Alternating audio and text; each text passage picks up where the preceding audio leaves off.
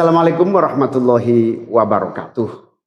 Saudara-saudara sekalian, baru saja kita mendengarkan putusan Mahkamah Konstitusi terkait hasil akhir Pilpres tahun 2024. Putusan ini sebetulnya tidak mengejutkan. Putusan hari ini mengkonfirmasi bahwa kita semua termasuk MK tak kuasa menghentikan laju pelemahan demokrasi di negeri kita tercinta.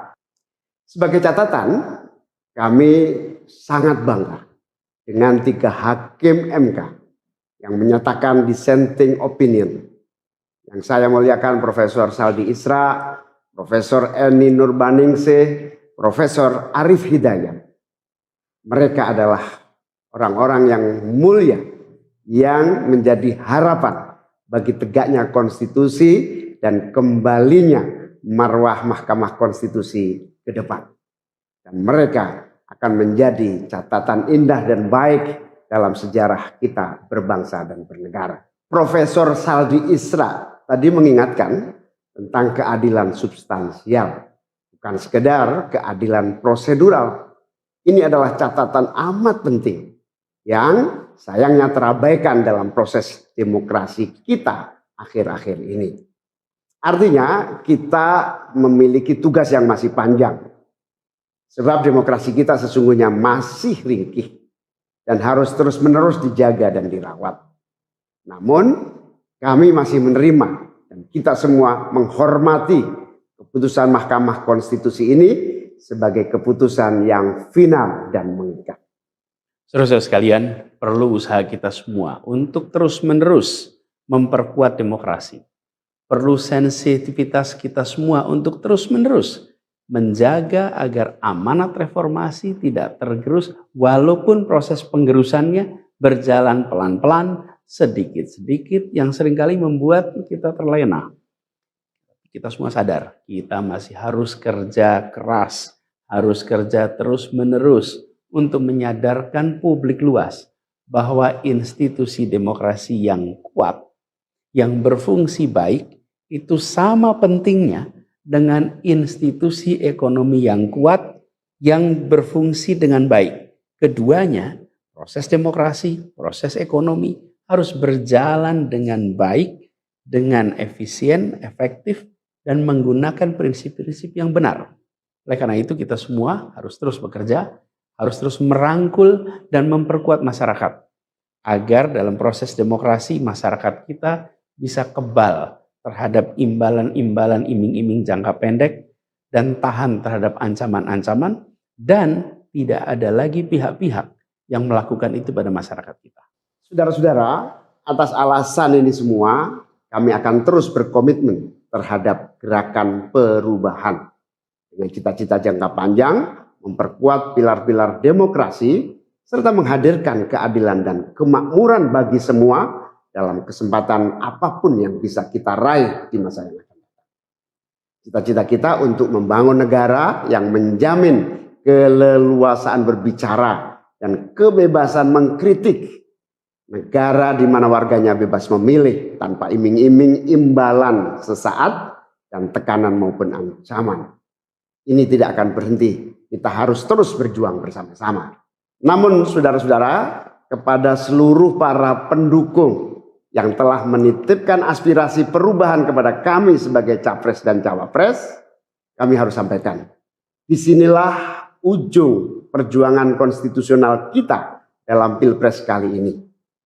Keputusan MK hari ini menjadi penanda berakhirnya Pilpres tahun 2024. Keputusan MK hari ini menjadi penanda berakhirnya seluruh proses Pilpres 2024. Saudara sekalian, salah satu prinsip demokrasi yang baik adalah peaceful transition of power. Perpindahan kewenangan yang berjalan dengan damai dari presiden petahana yang segera akan berakhir masa jabatannya kepada presiden terpilih. Dengan segala catatan tentang problematiknya proses Pilpres 2024 kali ini, kami berkomitmen untuk menjaga prinsip peaceful transition of power itu. Dan kami memilih untuk menjadi bagian yang terus menjaga, terus membangun mutu demokrasi di Indonesia. Oleh karena itu, pada hari ini kami menyatakan bahwa bagi kami proses Pilpres 2024 telah terlewati seluruh fasenya. Kami sampaikan kepada Pak Prabowo dan Pak Gibran, selamat menjalankan amanat konstitusi, selamat bekerja menunaikan harapan rakyat yang kini diembankan di atas pundak bapak-bapak berdua. Saya sempat berkali-kali ditanya pendapat pribadi tentang Pak Prabowo, dan saya jawab beliau adalah seorang patriot. Hari ini saya terus mempercayai sebagai seorang patriot. Beliau adalah seorang yang telah mengalami pendidikan modern sejak usia belia dan berasal dari keluarga intelektual yang amat terpandang.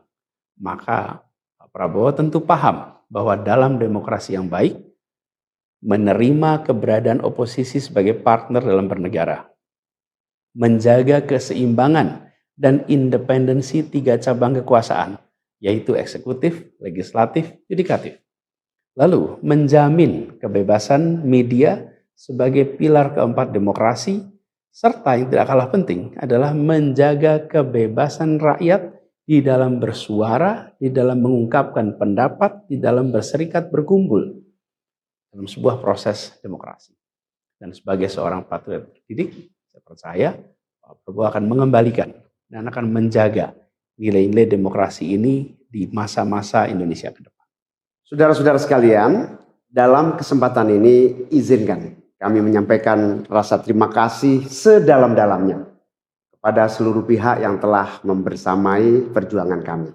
Partai pengusung, Partai Nasdem, PKS, PKB, teman-teman tim Nas Amin, teman-teman tim hukum nasional, seluruh teman-teman relawan, para ulama, para tokoh-tokoh agama, para pakar dan rekan-rekan media. Semua yang telah ikut berjuang bersama-sama mendukung perubahan. Mengorbankan banyak tenaga, pikiran dan harta demi memperjuangkan aspirasi perubahan. Saya ucapkan terima kasih. Juga pada anak-anak muda. Anak-anak muda yang pada Pilpres kali ini memberi warna baru, membawa pesan optimisme, pesan kreativitas, pesan inovasi, pesan kebaruan. Terima kasih telah menjadikan Pilpres kali ini Pilpres yang menyenangkan, mencerahkan. Yang tidak kalah penting adalah mencerdaskan. Kampanye yang membuat kita mendapatkan perspektif baru tentang apa arah Indonesia ke depan. Karena itu kami berpesan kepada semua, melihat proses yang terjadi. Proses politik sering nampak kotor dan berujung pada kecewaan. Tapi jangan sampai itu semua membuat kita berputus asa pada proses politik. Begitu banyak cita-cita besar yang dapat diperjuangkan melalui jalan politik. Bila saat ini kondisinya masih begitu mengecewakan, justru ini adalah tanda, ini adalah pengingat bahwa perlu semakin banyak dari kita semua yang mau berjuang di jalan politik. Ini adalah panggilan mereka-mereka yang berintegritas, yang menjunjung tinggi etika, yang memikirkan tentang masyarakat, tentang negara, tentang rakyat, untuk mau masuk di wilayah politik. Bawa kompetensinya, bawa integritasnya, dorong, jangan menyerah, dan jangan putus asa. Jalan perjuangan masih terbentang panjang. Sepanjang usia Republik ini masih terbentang jalan pengabdian untuk melakukan perubahan bagi keadilan, bagi kesejahteraan, bagi kemakmuran kita semua. Dan itu dibutuhkan kemauan untuk mau terlibat di dalam proses politik. Jangan putus asa, mari kita jalan terus untuk perjuangan ini. Teman-teman semua, marilah kita lanjutkan perjuangan. Mengubah yang memang perlu diubah. Melanjutkan perjuangan untuk memperbaiki apa yang memang perlu diperbaiki. Dalam berbagai kesempatan dan ruang yang tersedia di masa yang akan datang. Insya Allah, saya dan Mas Anies akan terus membersamai teman-teman semua di dalam memperjuangkan kebaikan dan perbaikan menuju Indonesia yang adil dan makmur untuk semua. Tetap semangat, jaga stamina, perjuangan masih panjang. Izinkan kami menyampaikan terima kasih. Terima kasih kepada semua. Semoga Allah SWT merahmati negara Republik Indonesia dan melindungi kita semua.